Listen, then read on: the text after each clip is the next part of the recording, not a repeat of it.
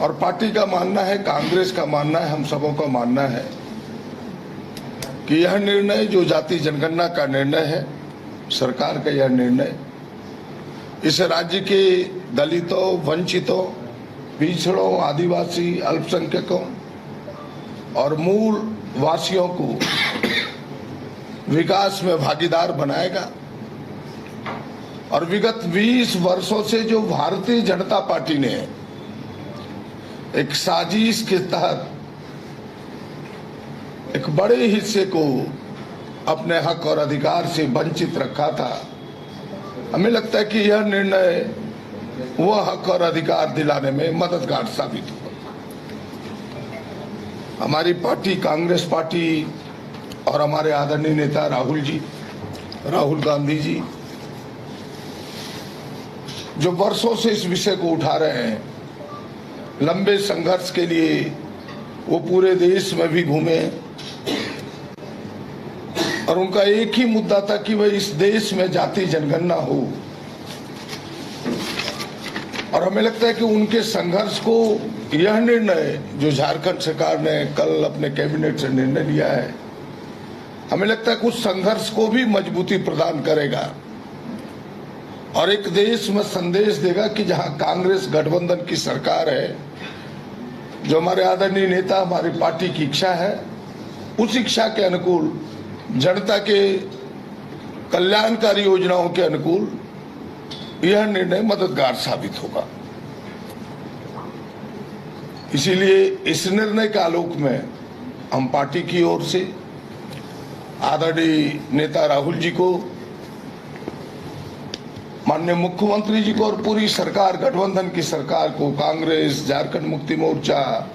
RJD गठबंधन की सरकार को हृदय से बधाई देता हूं, धन्यवाद देता हूं। और मैं कह सकता हूं कि राज्य की जो एक बड़ी आबादी,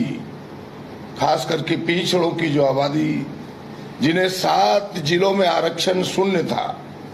वो 7 जिले लोहरदगा,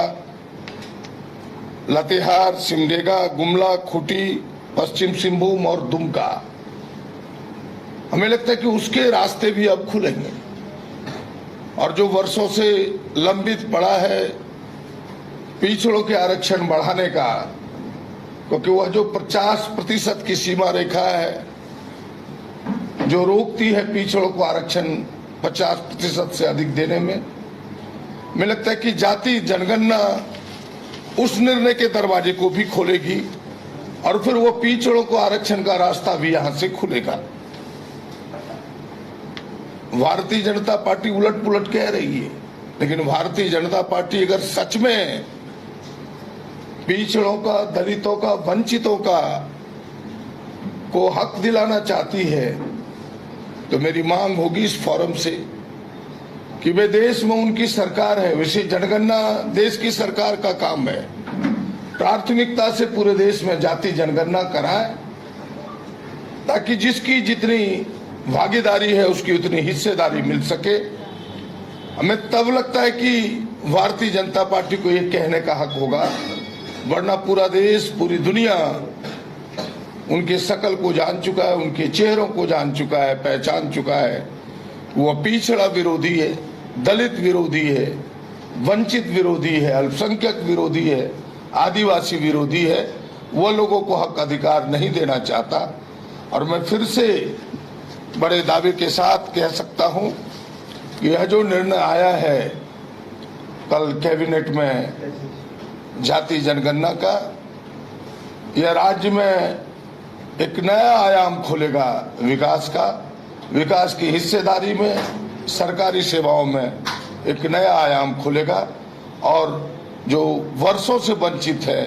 हक और अधिकार से, उन्हें हक और अधिकार मिलेगा। इसलिए पुनः एक बार कांग्रेस पार्टी की ओर से, क्योंकि कांग्रेस पार्टी वर्षों से लीड करती रही है इस चीजों को लेकर के, और आपने देखा होगा कि विधानसभाओं में कई बार हमने इस विषय को सरकार के सामने भी रखा था। खुद मुख्यमंत्री जी ने कई बार आश्वस्त किया था कि भाई समय के साथ हम प्रयासरत है, यह राज्य सरकार का काम नहीं, उसके रास्ते हम निकाल रहे हैं कि किस प्रकार से राज्य सरकार जाति जनगणना को कराए। और आखिरकार वह रास्ता ढूंढते ढूंढते उन्होंने यह कार्मिक प्रशासनिक विभाग को जिम्मेवारी दी है।